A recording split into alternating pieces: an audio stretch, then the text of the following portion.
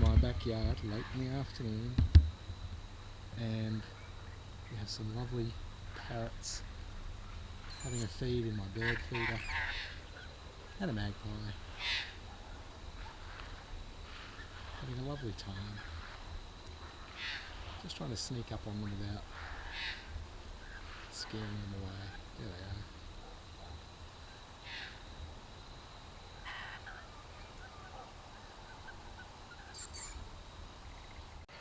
Hi everyone, Bear from Bear Reads Books. Welcome back to my channel, and I hope you enjoyed the little video of the birds in the bird feeder. There are birds galore in the garden this afternoon. You'll be hearing them in the background. And also in the background is this amazing bush behind me, and the smell coming from it, and the bees all over it. I hope I don't get stung, but there is insects and bees and birds and flowers galore in the garden at the moment. It is autumn, strangely enough, so we haven't quite got cool enough for all the leaves to start dropping. So it is warm, sunny, lovely. We've had a week and a half of rain. So today is just a reading update. I was going to do a Friday reads, and as usual I missed it. So today is Saturday. This might go up Saturday, it might go up Sunday.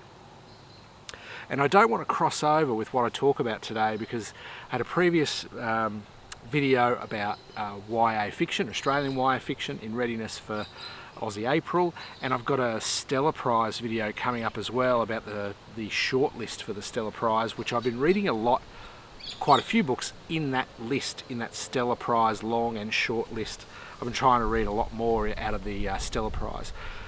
So I'm going to leave those out of the discussion today and just talk about the other stuff that I've been reading, because it's not just that or the other. It's not just the BookTube Prize, which I've finished up for my BookTube Prize judging now, and I'm just waiting for the period to clock out so that the results are posted, and then there'll be another video about my reaction to the 6 books in the BookTube Prize. But on top of all of that, there was other books that I'd like to talk to you about, and number one is, I have finally read it, and that is Hamnet. It's taken me more than a year. It's been on my shelf almost since it was released. It is close to the perfect book. It is the most beautiful thing I think I've ever read.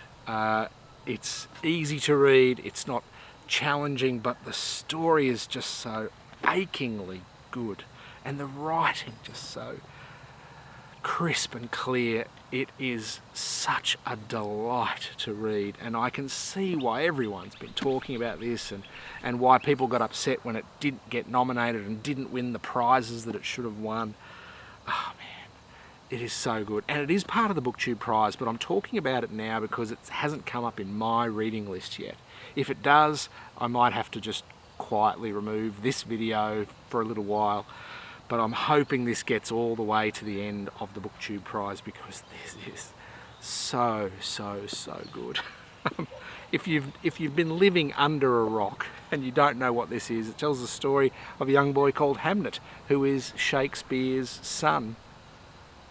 So it's a historical fiction, but they are very careful to make this not a story about Shakespeare. So they never mention William Shakespeare by name.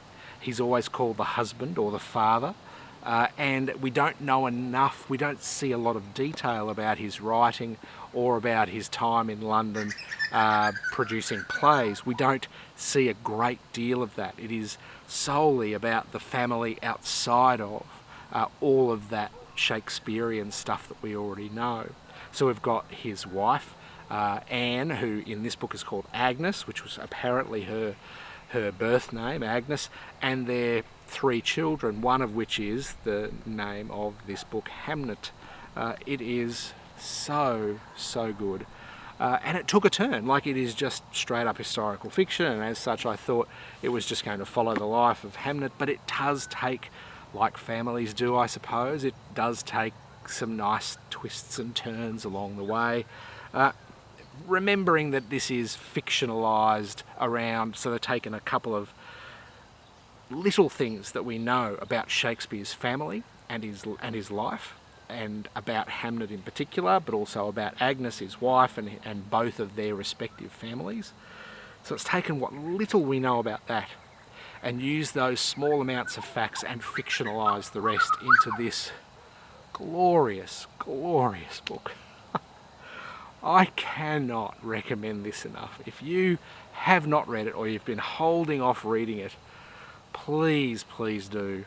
I know I'm going to get a ton of comments down below about how good they found this, and I mean, if you didn't like it, that's absolutely fine. I just don't know how you couldn't. I've been speaking about this so much at home. My wife went, "Oh, okay, I'll read it." So now she is about 2/3 the way through, so I've got to be careful not to upset her bookmark.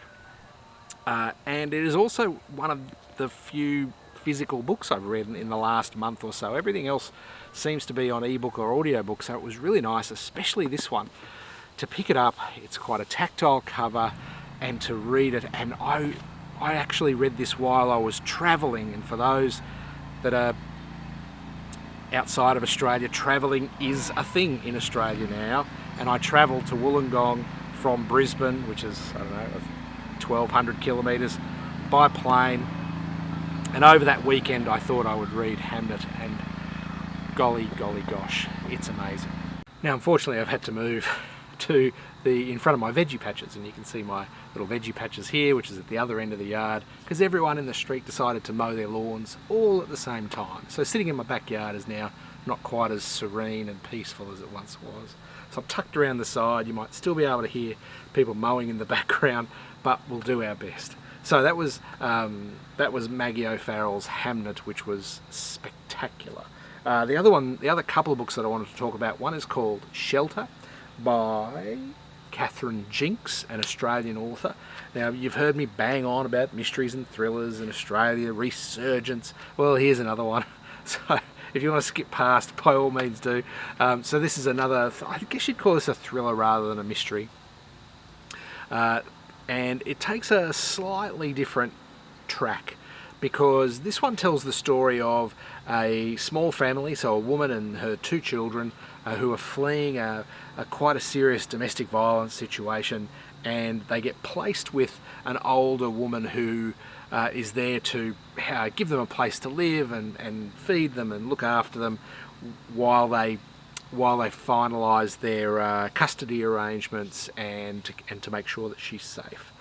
And this other woman, the one that she's staying with, is also going through her own problems with regards messy divorce settlement, and has a husband who is, while not physically abusive, but emotionally very, very abusive. And so we've got these 2 women, one who's settled in her own place and has a lovely farm out west in New South Wales, and then this new small family coming to her for help and protection. So these 2 different families kind of play off each other. One is, this older woman's very comfortable in her own space, even though she's going through lots of worries with this divorce settlement.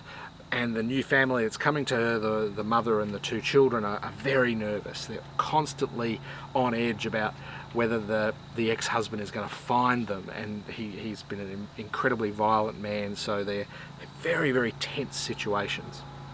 And the tension right throughout the book is kept pretty high. It's quite a tense book. It's very, very nicely done. You've got the remote setting in rural and remote Australia, in a little farm, and then you have the tension between the woman who owns the farm and her ex-husband, who are fighting a court battle to settle their estate following a messy divorce. And he's very controlling, and he's always calling on the phone or leaving horrible messages on the phone. He's a pretty awful bloke.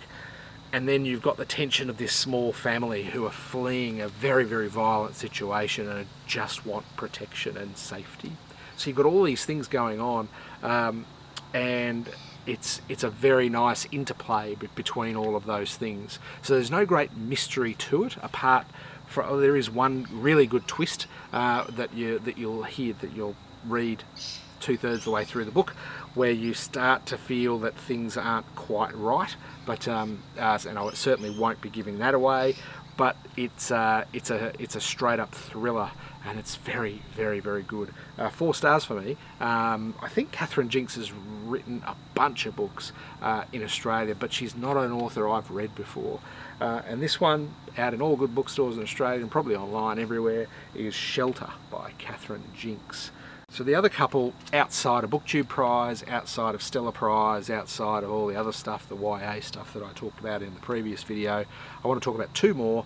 One was Joan Didion, and I think I mentioned Joan Didion in my previous monthly wrap-up because I did finish it right at the beginning of March. And her newest collection of essays is called Let Me Tell You What I Mean. And it's a previously unpublished collection of essays that span her entire career. Now, I've never read not a single thing of Joan Didion's work, and for that I am greatly ashamed, because after reading this, it is amazing.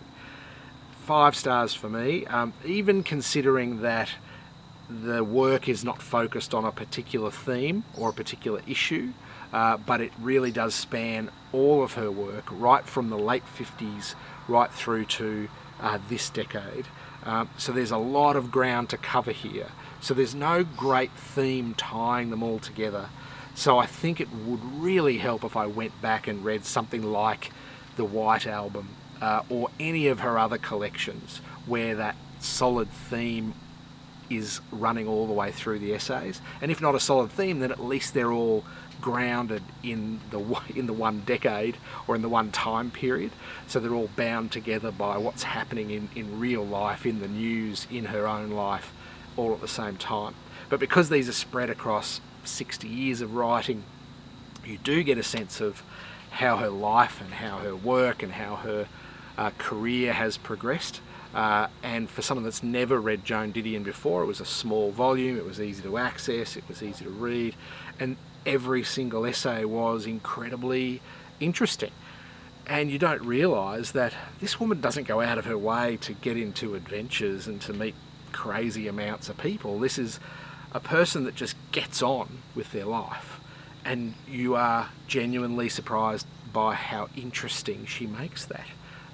And the longer you live, you realise that you've lived in a period where interesting stuff happened, and you had opinions about that interesting stuff. And 4 years of Trump is a very good example. We all, especially those of you in the United States, have lived through that, and what that meant for you personally is worth telling. So I think everyone's got an interesting story to tell and an interesting life to lead, whether you are out having masses of adventures, doing crazy stuff, or meeting famous people or not. Joan Didion shows that mundanity, that mundane part of life is very easily written about and should be celebrated. It was so good, sensational. And I'm going to go back and read other Joan Didion very, very soon. I absolutely loved it.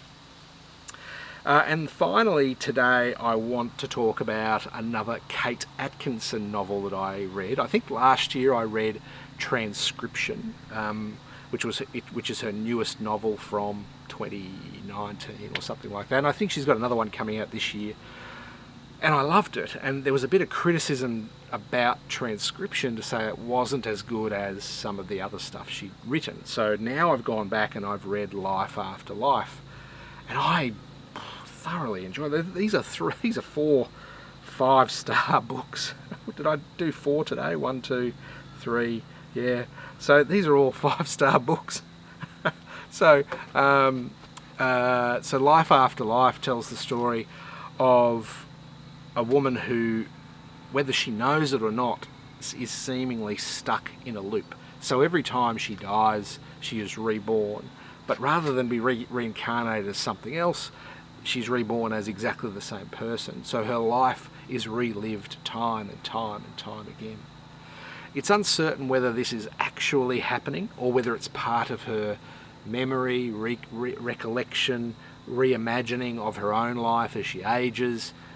You're really unsure. I mean, we all kind of think of our own lives and reimagine certain parts of it. And maybe it's that ad infinitum. Or maybe it's real. and every time she dies, she's reborn as the same person. But similarly to, you know, Joan Didion, any life can be interesting. This is exactly the same. So, born in 1910, she grew up she was there for World War One, World War Two, the Spanish flu, and a whole bunch of other stuff in between. So there's an interesting stuff going on simply from living in England during this period, and whole stacks of things happen. And I'm not spoiling too much by saying this, because I think some of this is on the back and some of this is in every explanation you'll read online. But I think she dies from Spanish flu 3 times in the book, so she gets to here, and it describes how the family, or how she catches the Spanish flu and how they die, and how she dies, and it describes meeting the same person a number of times, but in different ways and with different endings. So how she meets her husband, or the person that in one of those stories goes on to be her husband, and how she meets that same person numerous times in the book, and how it plays out differently each time. It's absolutely fascinating. It's what if you could shape your life living in this period, 1910 to 1960 or whatever it was. What if you could shape your life so you could be there at the right time? It's really interesting. So think of it as reliving, and she doesn't choose to relive. She simply, and I don't think at any time until right at the end is she conscious of what's happening to her by dying and being reborn.